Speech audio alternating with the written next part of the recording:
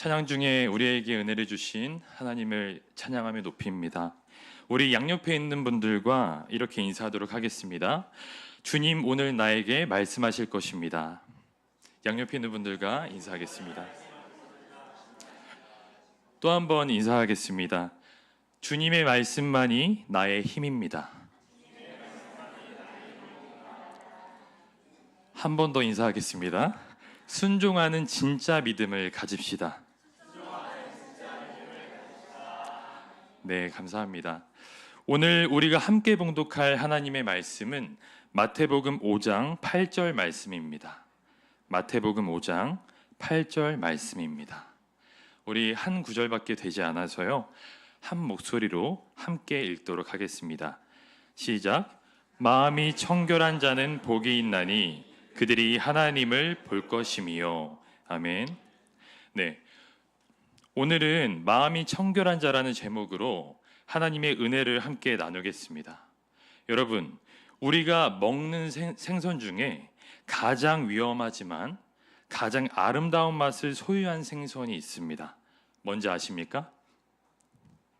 네, 복입니다. 복. 우리가 복어라고도 하죠. 중국의 송나라 대문호였던 소동파는 이 복을 일컬어서 죽음과도 바꿀 맛이라고 표현했습니다. 복이 생명과 바꿀 만큼 맛있다는 말인데, 이게 그냥 글귀가 아니라 실제로 우리가 복을 먹으려면 죽음의 각오가 있어야 됩니다.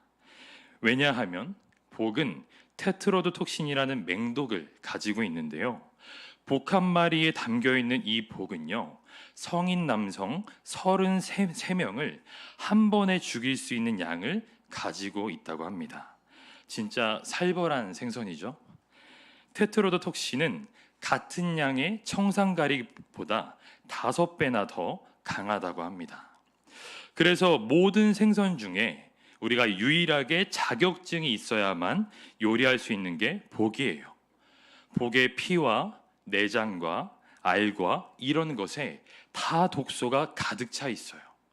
그렇기 때문에 그것을 잘 발라내고 제거하는 기술이 있어야만 복 요리를 할 수 있는 것이죠. 여러분, 왜 설교에 이 복 이야기를 하느냐? 언어 유희이긴 하지만 우리가 오늘 복에 대해서 나눕니다. 그런데 우리가 추구하는 이 복도 실은 가장 아름다우나 가장 위험한 이 복이라는 생선처럼 모든 사람이 추구하는 아름다움을 가지고 있지만 우리가 잘못 추구하게 되면 우리를 무너뜨리는 양면성이 이 복 안에 있기 때문입니다. 여러분, 복은 좋은 것이다 라는 관념을 우리가 보통 가지고 있죠. 맞습니다. 복은 좋은 가치들을 우리가 복이라고 해요. 그런데 그 복을 우리가 잘못 설정하고 잘못 추구하면 우리가 추구하는 그 복이 가진 양면성으로 인해서 우리의 삶이 무너질 수 있어요.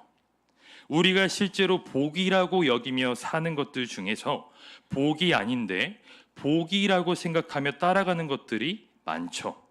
돈 많이 벌고 건강하고 자식이 잘 되고 만사형통하는 일들을 우리는 복이라고 생각합니다.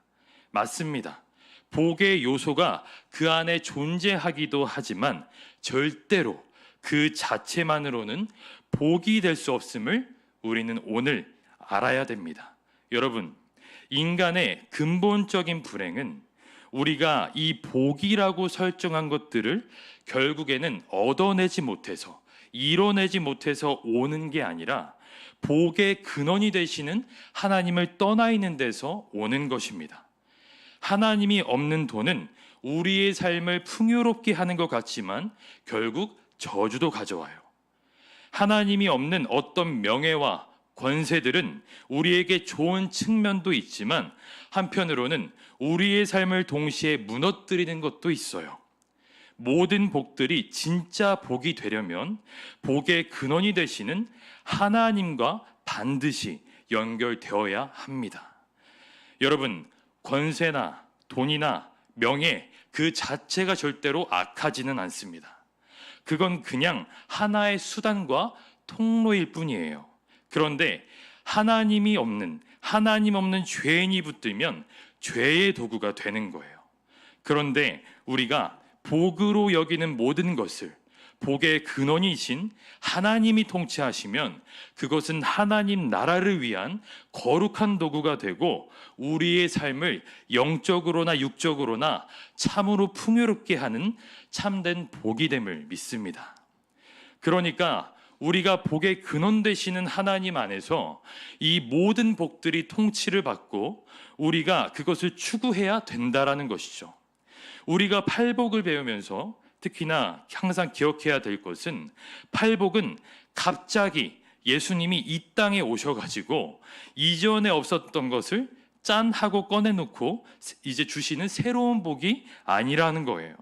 오히려 우리가 하나님 없이 만들어 놓은 기존의 복의 체제가 얼마나 허무한지 우리에게 가르쳐 주시고 동시에 구약에서부터 우리에게 주님께서 말씀하신 진짜 하늘의 복이 무엇인지 정리해서 우리에게 가르쳐 주시는 거예요. 그래서 팔복을 보면 우리가 생각하는 복과 다르다 못해 실은 절대 복이 될 수 없는 것들만 모아놓은 것만 같은 생각이 들기도 하죠. 그러나 예수님을 그 마음의 주인으로 모신 사람은 하늘에 속한 신령한 복을 추구하며 살게 되어 있는 거예요. 마음의 주인이 바뀌고 심령이 새로워졌기 때문이죠. 예전에 탄자니아에 계신 어떤 선교사님이 시골 지역을 여행하는데 탄자니아에서만 나는 탄자나이트라고 하는 보석이 있어요. 그런데 어떤 시골 지역을 방문하고 집에 돌아가려고 하는데 조그만 여자아이 하나가 주먹만한 탄자나이트 원석을 이제 선교사님한테 가지고 오더니 이제 이것을 내밀면서 밀가루 한 포대 살만한 돈을 달라고 하더래요. 여러분 생각해 보세요. 그게 말이 돼요? 그런데 서로의 가치 체계가 다른 거예요. 이 아이에게는 그 보석이 그저 돌덩어리에 불과해요. 그렇죠? 그러나 그게 보석인 줄 아는 사람은 어때요? 이게 어마어마한 가치를 가졌다는 것을 알죠. 당연히 바꾸죠. 여러분 우리가요 예전에는 돌덩어리처럼 여겼던 하늘의 가치가 우리 속에 성령이 오셔서 우리가 거듭나면 그것이 이제 영원한 가치로 보이기 시작하는 거예요. 반대로 저건 나 반드시 이뤄야 해 라는 가치가 우리 안에 예수님이 주인이 되시면 아무것도 아닌 것으로 변하기도 하는 거죠. 그러므로 팔복은 구원을 받는 방법이 아니라 구원을 받은 사람들이 추구하는 하늘의 신령한 복이라는 것을 우리가 분명히 기억해야 될 줄로 믿습니다. 여러분 세상 사람들이 볼 때 팔복은 망하는 길 같지만 거듭난 하나님의 자녀들은 우리가 이 복을 평생 추구하며 살아야 될 복이라는 것을 알게 되는 것이죠. 여러분 오늘 본문도 그렇습니다. 마음이 청결한 자가 복이 있답니다. 여러분 재밌는 걸 봐요. 어떤 권사님이 어느 날 오셔서 이제 동료 지사님들이랑 또 종료 권사님들이랑 그런 이야기를 해요. 내 친구 권사가 있는데 말이야 그 집 딸이 하나가 있어. 그런데 얼마나 잘 키웠는지 그 딸이 이번에 선교사가 된다고 하더래. 그래서 아프리카 어떤 지역으로 나간다고 하더래. 얼마나 귀하냐고 하는데요. 몇 달 있다가 얼굴이 갑자기 시커매져서 와가지고 주변 분들이 걱정돼서 왜 그러냐고 이제 물어봤더니 아휴 우리 딸이 선교사 나간대 그러는 거예요. 남의 딸이 선교사 나간다고 하면 귀한데 내 딸이 선교사 나가겠다고 하면 이렇게 양가 감정이 생기는 거예요. 여러분 똑같아요.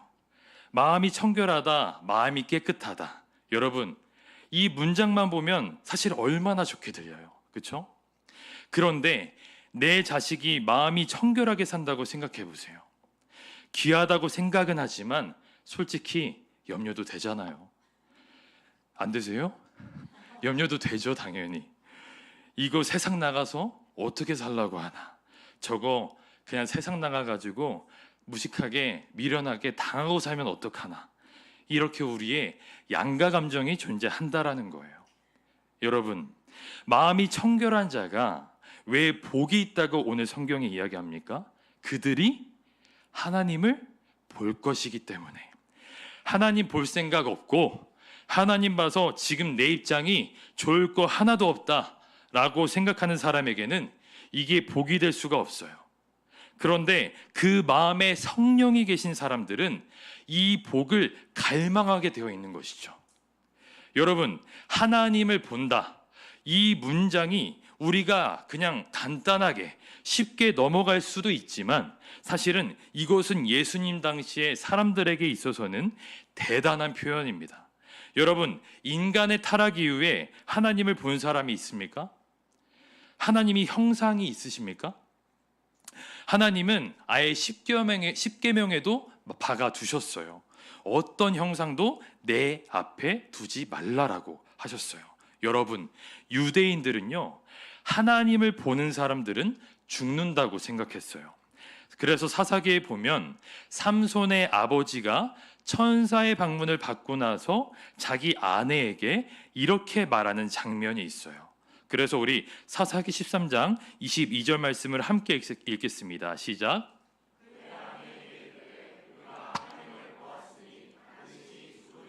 아멘. 뭐라고 해요? 우리가 하나님을 보았으니 반드시 죽으리로다.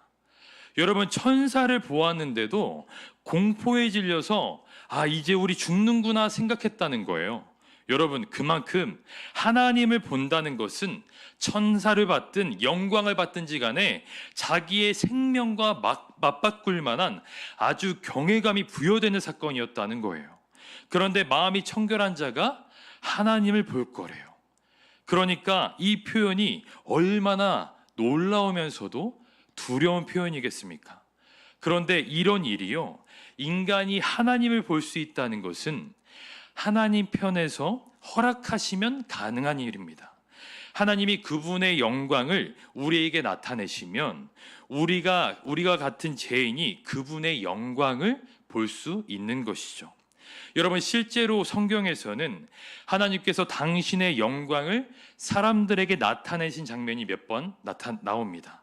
모세도 봤고요, 엘리야도 보았고요, 그리고 빌립이 하나님을 보여달라고 하니까 예수님이 뭐라고 하세요? 내가 나와 함께 있는데 어떻게 아버지를 보여달라고 하냐? 그렇죠? 자, 또 예수님과 함께 있었던 사람들은 예수님을 통하여서 하나님의 영광을 친히 보기도 했습니다. 여러분, 이러한 인간이 하나님의 영광을 보는 축복에 대해서 다윗은 시편에 이미 고백한 바가 있죠.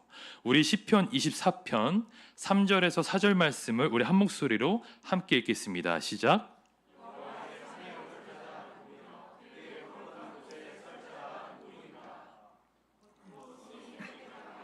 마음이 청결하며 뜻을 허탄한 데에 두지 아니하며 거짓 맹세하는 자라. 아멘. 여러분, 누가 하나님의 산에 올라 그분의 거룩한 곳에 설 수 있냐? 이거예요. 자, 손이 깨끗하고 그 다음 뭐예요? 마음이 청결하고 뜻을 허탄한 데에 두지 않고 거짓말하지 않는 자라고 하십니다. 하나님이 그런 사람들을 하나님의 거룩한 처소에 설 수 있도록 하신다는 거예요. 여러분, 오늘 본문에 나오는 마음이 청결한 자가 하나님을 볼 것이라는 말씀과 같은 내용이에요. 이미 구약에서부터 이것을 약속하고 계신 것이죠. 여러분, 하나님은 사람의 외모를 보십니까? 마음을 보십니까? 하나님이 외모를 보시면 유리한 사람도 있고 불리한 사람도 있을 거예요. 그런데 사람은 어때요? 사람은 외모를 봅니다. 사람은 마음을 볼 줄 몰라요. 그래서 외적인 것에 집중하고 치중하죠. 그러다 보니 어떻게 돼요? 나중에는 외적인 것으로 성과 속을 나눠요. 빈과 불을 나눠요. 우와 열을 가려요. 여러분, 이게 얼마나 더러운 죄성입니까? 조금 더 좋은 차 타고 조금 큰 집에 살면 너와 나를 나누고 싶어 해요. 강남과 강북을 가르고 싶어 해요. 수도권과 지방을 나누고 싶어 해요. 우리와 그들을 가르고 싶어 하는 게 알량한 인간의 죄성입니다. 큰 교회 하는 목사님들은 하나님이 축복하셨고, 작은 개척교회 목사님들은 광야를 걷고 있는 것이고, 이런 외형적인 분류가 세상이나 교회 안이나 우리가 외모에만 치중하면, 외적인 것에만 치중하면 얼마든지 존재할 수 있다는 것입니다. 특별히 여러분, 사람의 이러한 알량한 죄성에 종교의 옷을 입히면 이것은 무시무시해지는 겁니다. 외적인 어떠함으로 하나님이 받으시는 사람과 그렇지 않는 사람까지 나눠버리는 거니까요. 여러분, 이제 막 복음을 들었어요. 그래서 이제 막 예수님께 조금씩 관심을 가지고 있는 사람인데, 이 사람이 담배를 못 끊습니다. 그럼 그 사람은 교회에 와야 되나요? 못 오나요? 그럴수록 와야죠. 요즘은 많이 덜해졌지만 옛날에는 담배 피니까 너는 교회 못 와, 술 마시니까 너는 교회 못 와, 이런 것이 되게 보편적으로 사람들이 알고 있었던 모습이에요. 그래서 실제로 불신자들이 뭐라고 이야기해요? 나는 술 마셔서 교회 못 가, 나는 담배 펴서 교회 못 가, 나는 거룩하지 않아서 교회 못 가. 여러분, 교회에 못 올 사람은 아무도 없습니다. 와서 누구나 변화되어 그러한 망령된 행실이 끊어지고 하나님의 자녀의 형상대로 변화되는 것이 주님의 성전인 줄로 믿습니다. 그런데 우리는 자꾸 성과 속을 나누는 거예요. 너는 그걸 하지, 나는 안 해. 너는 그것을 했잖아, 나는 안 했어. 너는 옛날에 이랬지, 나는 안 그랬어. 외적인 것으로 자꾸 성과 속을 나눠서 하나님께 나올 사람과 못 나올 사람을 우리의 외모로, 외형으로 결정한다는 거예요. 여러분, 유대인들은, 특히 바리새인들은 청결에 목숨을 걸었습니다. 오죽하면 정결예법이라는 것을 만들었어요. 여러분, 이 정결예법은 실은 구약에서 굉장히 심플한 것이었어요. 그런데 나중에 장로의 전통이라는 단어가 신약에 나오는데 덕지 붙이기 시작하는 거예요. 하나님 앞에 정결하고자 하는 그 원래의 마음은 좋아요. 그런데 이것을 자꾸 규격화시키고 법제화시키는 거예요. 그러면 어떻게 되는 거예요? 법제화를 시키면 그것으로 성숙이 나누어지는 거예요. 죄와 의가 나누어진다고요. 그런데 하나님이 주신 것도 아니고 사람이 정해놓은 빽빽한 법에 죄인이 아닐 사람이 어디에 있어요? 모든 사람을 자꾸 정죄하는, 사람을 죽이는 법이, 사람을 잡는 법이 되어가기 시작한 거예요. 여러분, 이 정결예법은 처음에는 심플한 것이었지만 바벨론 포로기 이후에 서기관들에 의해 점점 발달했어요. 그래서 음식에 관련된 법에서부터 식기나 물건, 생활 곳곳에 정결법을 적용했어요. 특히 식사를 할 때는 꼭 손을 씻고 먹어야 했는데, 우리가 알다시피 손을 씻고 먹지 않았던 예수님의 제자들을 향해서 서기관과 바리새인들이 비난하는 장면이 복음서에 나와 있죠. 그래서 마가복음 7장 1절에서 5절 말씀을 우리 함께 읽겠습니다. 시작. 바리새인들과 또 서기관 중 몇이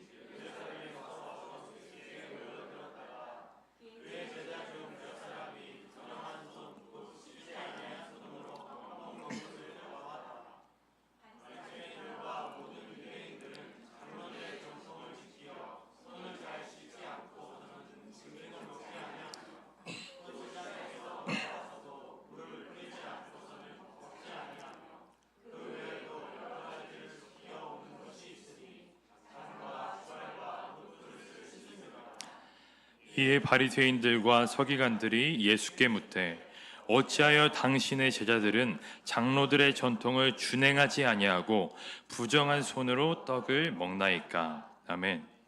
바리새인과 서기관들이 예수님 당시에 어땠다고요? 씻지 아니한 손으로 먹지 않고 밖에 나갔다 오면 꼭 손을 씻어야만 먹는데요. 여러분, 이게 위생의 개념으로는 좋아요. 그런데 이것을 거룩의 개념으로 여기기 시작하면 문제가 생기는 거예요. 여러분, 그러면 씻지 않는 사람들은 더러운 사람인 거예요. 영적으로도. 맞습니까?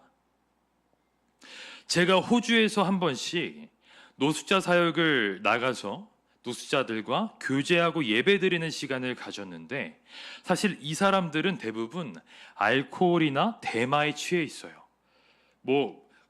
겉모습은 말할 것도 없죠.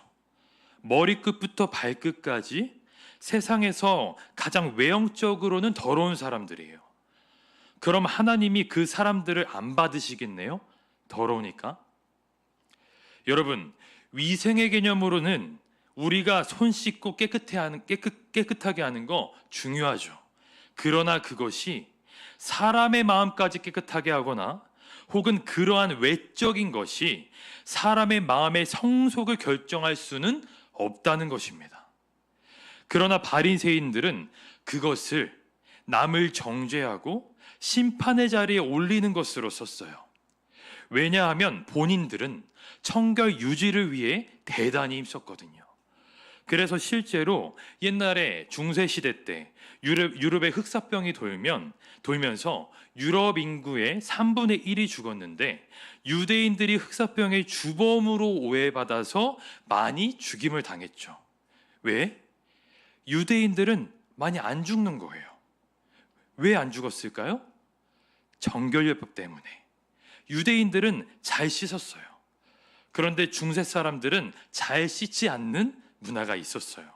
씻지 않으니까 흑사병에 더 노출될 거 아니에요. 그런데 유대인들은 정결예법 때문에 잘 씻으니까 청결이 잘 유지가 돼서 상대적으로 흑사병에 덜 걸렸어요. 여러분, 그만큼 청결 유지에 힘썼던 사람들이 유대인들이에요. 그런데 문제는 그것을 자꾸 거룩의 개념 안에 집어넣어서 남을 정죄하고 심판하더라니까요. 제자들을 왜 비난했어요? 손 씻지 않고 밥 먹는다고. 그거 죄라고 자꾸 이야기하는 거예요. 그런데 주님은 그것에 대해서 뭐라고 말씀하십니까? 우리 마가복음 7장 20절에서 23절 말씀을 우리 함께 읽겠습니다. 시작.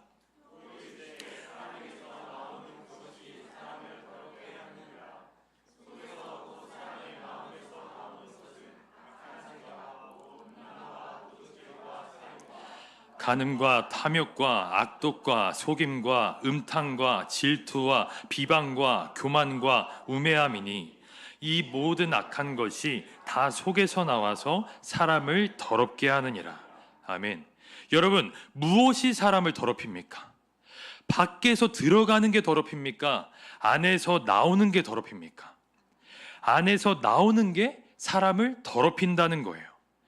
사람 안에 있는 온갖 죄악된 마음이 사람을 죄 가운데 집어넣는다는 것이죠. 여러분, 바리새인들은 육체적인 정결로 자신들의 거룩함을 나타내려고 했지만 하나님이 원하시는 근본적인 정결은 그것이 아니라고 말씀하시는 거죠. 우리 하나님께서는 사람을 어디를 보시죠? 마음을 보시죠. 여러분, 하나님은 우리의 중심을 보고 살피십니다. 중심을 살피시되 마음의 숨은 의도까지 살피세요. 사람은 말에 속고 행동에 속아요. 말 좀 잘하고 선해 보이는 행동을 하고 거룩한 언어를 가지고 있으면 사람들은 그 사람이 선하고 아름다운 생각의 사람이라고 착각합니다. 그러나 하나님을 뭘 보신다고요? 마음을 살피세요. 심장과 폐부까지 살피신대요. 여러분, 우리가 그 아무리 경건한 말을 해도 왜 그 말을 하는지, 왜 그런 행동을 하는지 하나님은 그 숨은 동기까지 다 아시는 분이란 말이에요. 그러니까 사람들이 볼 때는 신실한 하나님의 사람으로 보일 수 있지만 하나님이 보실 때는 악하기 짝이 없는 사람도 있어요. 반대로 사람이 볼 때는 저 사람 좀 특이해, 이해할 수가 없어, 영 나하고 안 맞아, 이런 평가를 받을지라도 비밀한 곳에서 하나님만 인정하시는 너무 귀하고 아름다운 것을 쌓아가는 사람들도 있더라는 거예요. 사랑하는 여러분, 저도 지금 핏대를 올리면서 설교하지만 제가 지금 마음이 청결한 자에 대해서 설교한다고 해서 제가 청결한 사람이 아니에요. 제 삶이 제 입술에서 나오는 말과 결이 같으면 얼마나 좋겠습니까? 그러나 그렇지가 않더라고요. 저는 가장 두려워해야 될 사람이에요. 왜? 진리를 알고 깨달을 뿐만 아니라 이것을 가르치는 사람이니까요. 그러니까 제가 제 입으로 뱉은 말이 심판대 앞에 가서 저를 심판할 거예요. 여러분, 그렇지 않겠습니까? 그러니까 저는 이 앞에 선 사람들은 정말 두려운 사람들입니다. 제가 마음이 청결한 자에 대해서 설교를 해도 청결한 자가 아니고요, 마음이 가난한 자에 대해서 외친다고 해서 제가 저절로 가난해지는 게 아니더라고요. 여러분, 그 찬양 아시죠? 나의 입술은 주님 닮은 듯하나 내 마음은 아직도 주하여 받을 사랑만 계수하고 있으니 예수여 나를 도와주소서. 여러분, 이게 제 고백이에요. 나의 입술은 주님 닮은 듯하나 내 마음은 아직도 추하여서 받을 사랑만 계수하고 사람들 인정만 쳐다보고 있으니 예수님 나를 도와달라고 하는 탄식이 저의 고백이기도 해요. 여러분, 주님은 결국 우리의 숨은 동기에서 비롯된 행위를 찾으실 것입니다. 마태복음 6장에 가보면 금식과 기도와 구제에 대해서 주님 말씀하시죠. 사람에게 보이려고 너희 의를 행하지 않도록 주의하라.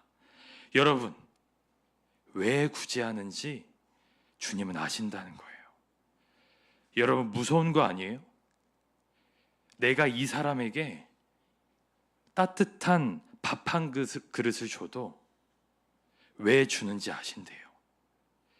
내가 금식을 해도 왜 하는지 아신대요. 내가 기도를 해도 왜 하는지 아신대요. 물론 처음 동기는 귀할 수 있어요. 근데 문제는 뭐예요? 시간이 지날수록 우리가 자꾸 하나님보다 누굴 더 의식해요? 사람을 의식하는데 문제가 있는 거예요. 구제와 기도, 금식 모두 다 경건한 행위잖아요. 사람들이 주목하잖아요. 그러니까 우리가 하나님보다 사람을 더 바라보는 거예요. 여러분, 하나님이 그것까지 다 살피시겠대요. 여러분, 주님이 우리에게 찾으시는 정결함은 우리의 마음입니다. 물론 외모도 위생도 깨끗하고 단정해야죠. 여러분, 예수 믿는 사람들 자기 관리 잘해야 돼요. 그러나 그것 자체가 하나님께 나아가는 길은 아니에요. 하나님이 받으시는 것은 여러분의 마음입니다. 마음부터 청결해야 합니다. 여러분, 우리 잠언 4장 23절 말씀을 우리 함께 읽겠습니다. 시작.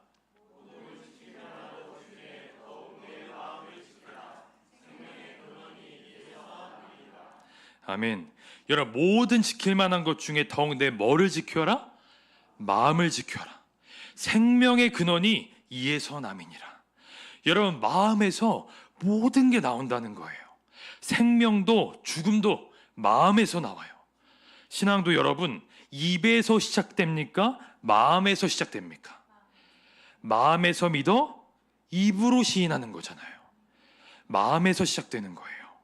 여러분, 가룟 유다가 왜 예수님을 배신했습니까? 순간 충동적으로 그랬나요? 성경은 여러 번 얘기해요. 마귀가 유다의 마음에 예수를 팔려는 마음을 집어 넣었더라. 여러분, 마음에서 시작되는 거예요. 주님을 따르는 것도 마음에서 시작되고 주님을 팔아먹는 것도 마음에서 시작되는 거예요. 여러분, 우리의 마음을 지키지 않으면 죽기도 하고 살기도 하는 거예요. 우리의 삶의 태도도 마음에서 나오죠. 그런데 여러분, 이 마음이라는 게 때로는 뜻대로 되지 않아요. 자고 일어나면 어지럽혀져 있고 어디 다녀오면 더러워져 있고 내가 뭘 보든 뭘 듣든 지대한 영향들을 받아요. 그래서 이 마음이라는 녀석을 그냥 두면 진짜 고삐 풀린 망아지처럼 뛰어다녀요. 제가 어렸을 때 마당이 있는 주택에 살았었는데 그때 할머니가 집 마당이나 옥상에 작은 텃밭을 가꾸셨어요. 저도 하루에 한 번은 꼭 갔어요.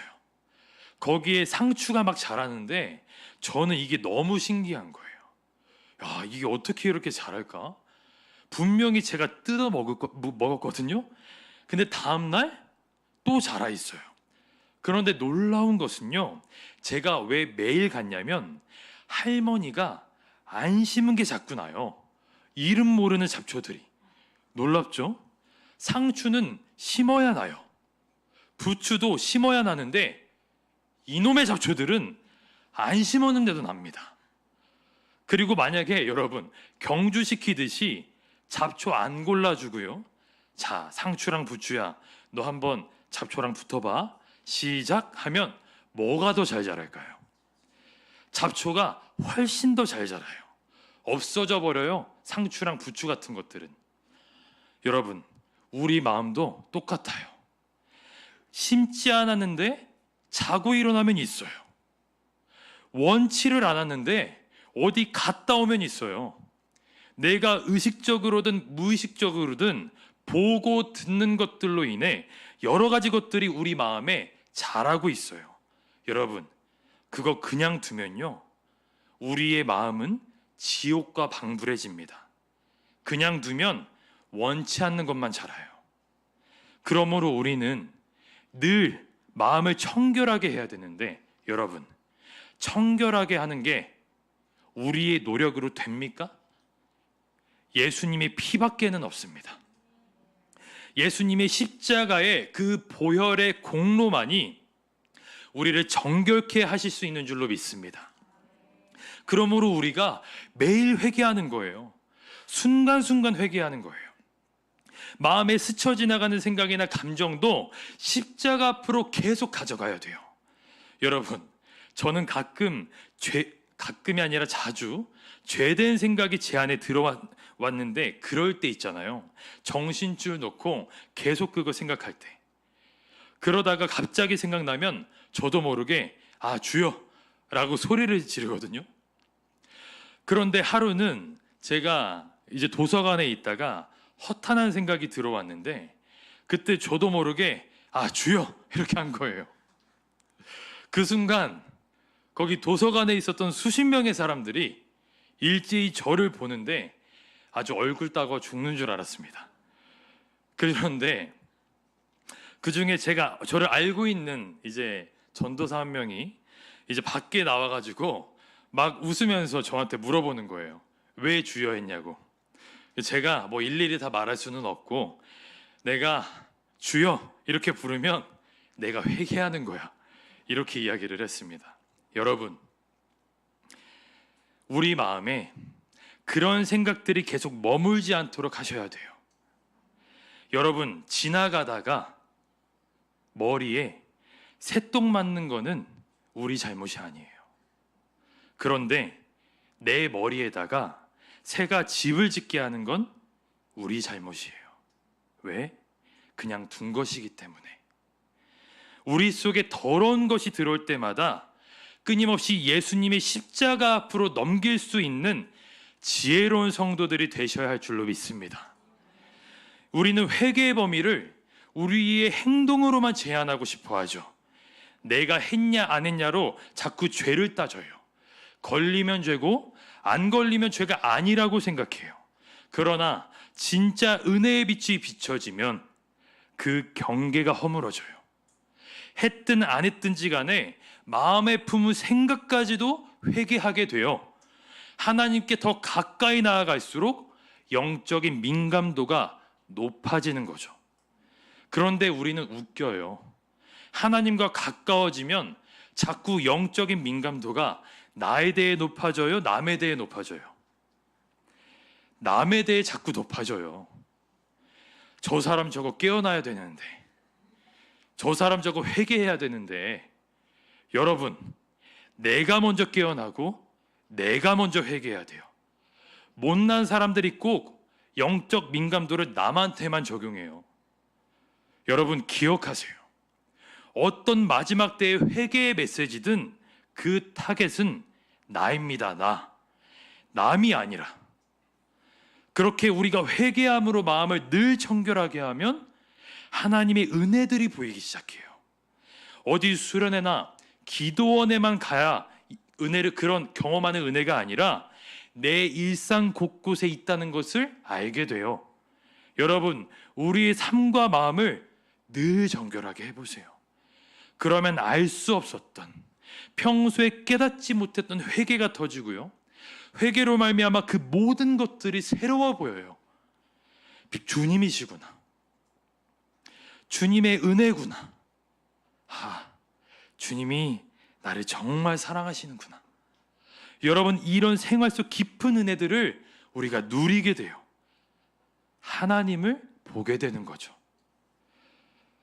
예전에는 그 사람이 마음에 안 들었는데 내가 오히려 회개함으로 그 사람을 사랑하고 품으려고 할 때 그 사람 속에 있는 하나님의 아름다운 형상을 보게 되는 것이죠. 하나님을 보게 되는 거예요. 여러분, 우리의 삶에 반복되어졌기 때문에 굳어져 있는 모든 것들을 오늘 회개로 말미암아 풀어내는 은혜가 있기를 축원합니다. 사람이 새롭게 보이고 환경이 새롭게 보이고 사건이 새롭게 해석될 때 거기에 주님이 계시다는 것을 우리가 발견하게 될 거예요. 저도 이런저런 사역을 해오면서 근거 없이 들려오는 여러 비난과 아픈 이야기들을 접한 적이 있습니다. 너무 화가 나고 속이 상하더라고요. 저도 사람이니까. 막 가서 따지고 싶을 때가 있어요. 그런데 감사한 것은 사람한테 따질 용기가 없으니까 제가 누구한테 따지겠습니까?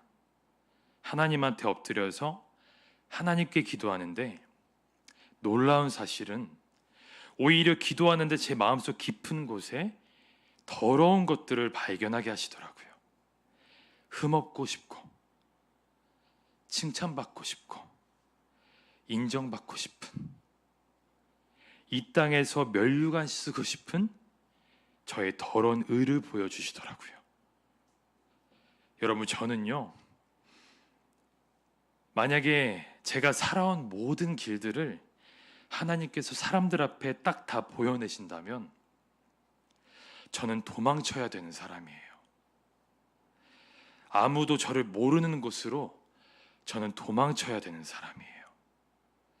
그럼에도 불구하고 하나님의 은혜로 말미암아 제가 지금 하나님의 말씀을 전하고 거룩을 노래하고 주님의 길을 찬양하는 사람이 되어 있어요.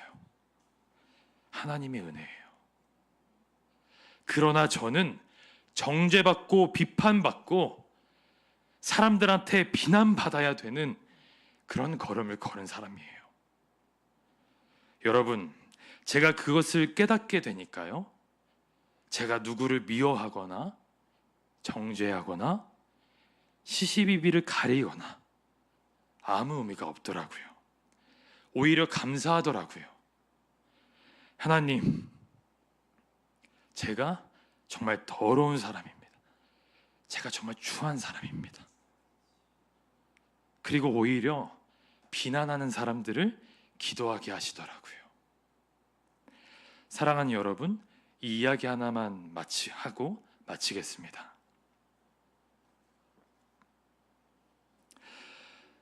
여러분, 우리 속에요, 악한 마음들이 흘러 들어오는 것은요, 금방 눈에 띄어요. 음란한 마음, 탐욕, 미움, 금방 캐치해요. 그런데 진짜 몹쓸 녀석이 뭐냐면 선한 자아예요. 선한 자아. 나 흠없고 싶고, 욕 안 먹고 싶고, 인정받고 싶고, 나 죄 없다고 말하고 싶은 그 선한 자아는요, 우리가 죄라고 생각 못해요. 바리새인 같이 되는 거예요. 계속 방치하면 바리새인이 되는 거라고요. 여러분, 우리는 하나님의 은혜로 붙들림 받아 의롭다 칭함받은 사람이지 존재적 의인이 아닙니다. 하나님의 은혜가 아니면 우린 설 수 없고 갈 수 없어요. 우리 안에 오늘 그 선한 자까지 발견되어서 내가 죄 없고 의롭고 경건하다는 착각하는 그 모든 것들조차 회개하고 하나님 앞에 빈손 빈몸으로 설 수 있는 저와 여러분들이 되기를 축복합니다. 우리가 사라지는 만큼 주님이 커지세요. 그러나 내가 살아있는 만큼 주님의 자리는 없는 거예요. 주님은 인격적인 분이셔서 우리의 삶을 무너뜨리면서 우리를 지배하지 않으십니다. 사랑의 주님은 우리가 여는 만큼 통치하시고 내어 드리는 만큼 우리를 붙들어 주세요. 오늘 회개함으로 말미암아 우리의 마음과 삶을 살아계신 하나님 앞에 온전히 내어드려서 그분의 영광을 우리의 삶 가운데 충만하게 보면서 살아가는 저와 여러분 다 되시기를 예수님의 이름으로 축복합니다. 우리 이 시간 함께 찬양하시면서 은혜의 자리로 나아가겠습니다.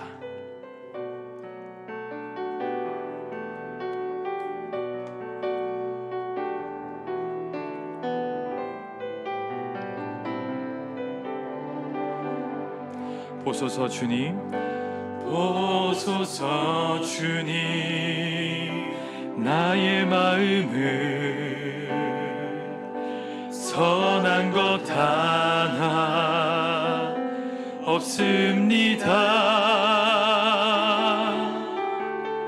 그러나 내 모든 것 주께 드립니다.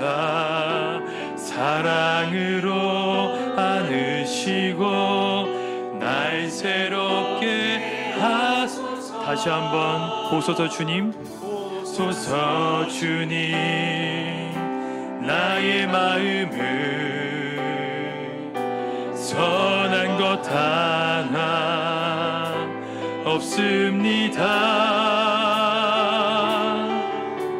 그러나 내 모든 것 주께 드립니다. 사랑으로 안으시고 날 새롭게 하소서. 주님 마음 내게 주소서. 주님 마음 내게 주소서. 내 아버지 주님 마음 내게 주소서. 나를 향하신 주님의 뜻이 이루어지도록 주님 마음 내게 주소서. 주님 마음 내게 주소서. 주님 마음 내게 주소서. 내 아버지 주님 마음 내게 주소서. 나를 향하신 주님의 뜻이 이루어지도록 주님 마음 내게 주소서. 내게 사랑을 가르치소서. 내게 사랑을 가르치소서.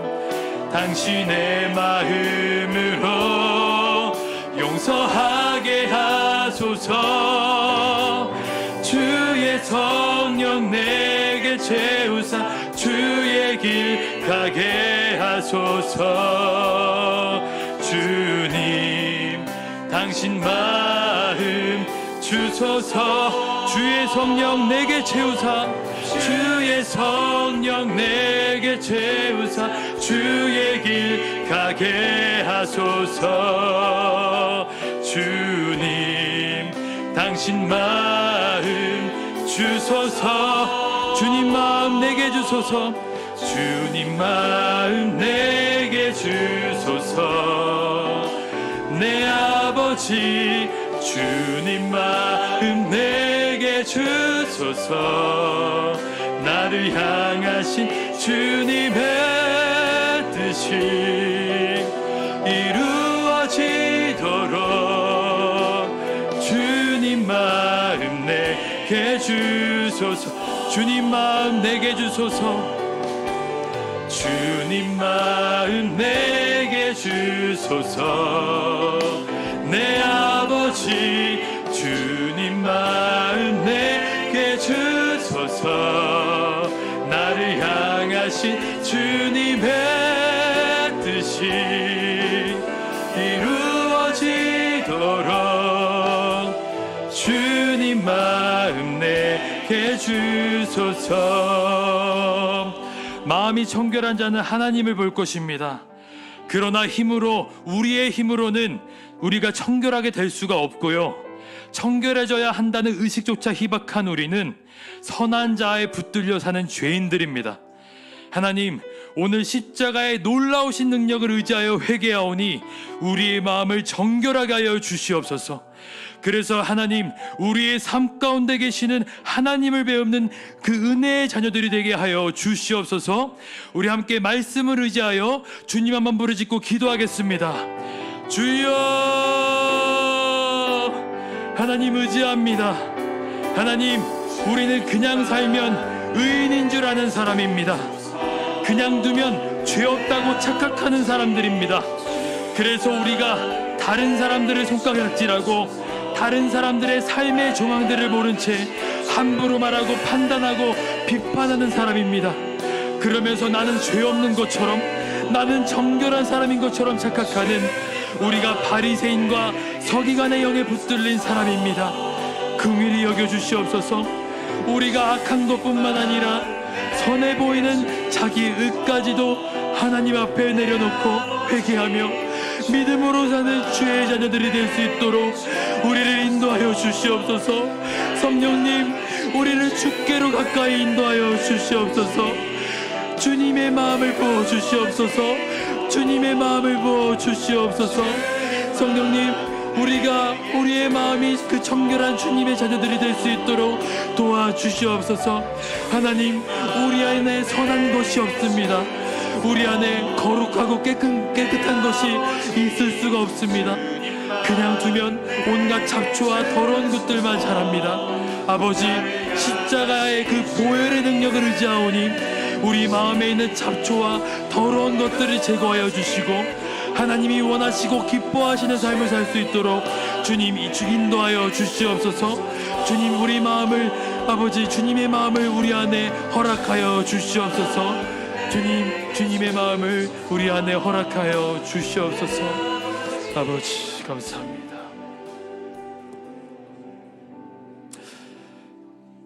하나님, 우리 안에 선한 것이 없습니다. 거룩한 것도 없습니다. 주님의 은혜로 거룩해졌고 주님의 의로 말미암아 의롭다함을 입은 것뿐입니다. 여전히 그냥 두면 더러운 밭이 되어버리는 우리의 마음들, 오늘 주님 회개할 때 정결한 마음 갖게 하여 주옵소서. 특별히 악한 모양의 죄뿐만 아니라 선한 가면을 쓰고 마치 의롭다고 여기는 더 추악하고 무서운 죄까지 드러내셔서 하나님 앞에 거룩하고 정결한 심령이 되어서 세상과 나는 간 곳 없고 구속한 주만 배없는 하나님을 보는 주님의 자녀들이 되게 하여 주시옵소서. 그렇게 우리의 마음이 주님 앞에 날마다 정결함을 입을 수 있도록 성령께서 진리로 인도해 주시기를 소망하고 감사드리며 존귀하신 예수님의 이름으로 기도드립니다. 아멘. 주기도문으로 우리 오늘 예배를 마치도록 하겠습니다. 하늘에 계신 우리 아버지여, 이름이 거룩히 여김을 받으시오며 나라가 임하옵시며 뜻이 하늘에서 이루어진 것 같이 땅에서도 이루어지이다. 오늘날 우리에게 일용할 양식을 주시옵고 우리가 우리에게 죄진 자를 사하여 준 것 같이 우리의 죄를 사하여 주시옵고 우리를 시험에 들게 하지 마옵시고 다만 악에서 구하시옵소서. 대개 나라와 권세와 영광이 아버지께 영원히 있사옵나이다. 아멘. 우리 있는 자리에서 하나님 앞에 기도하며 나아가겠습니다.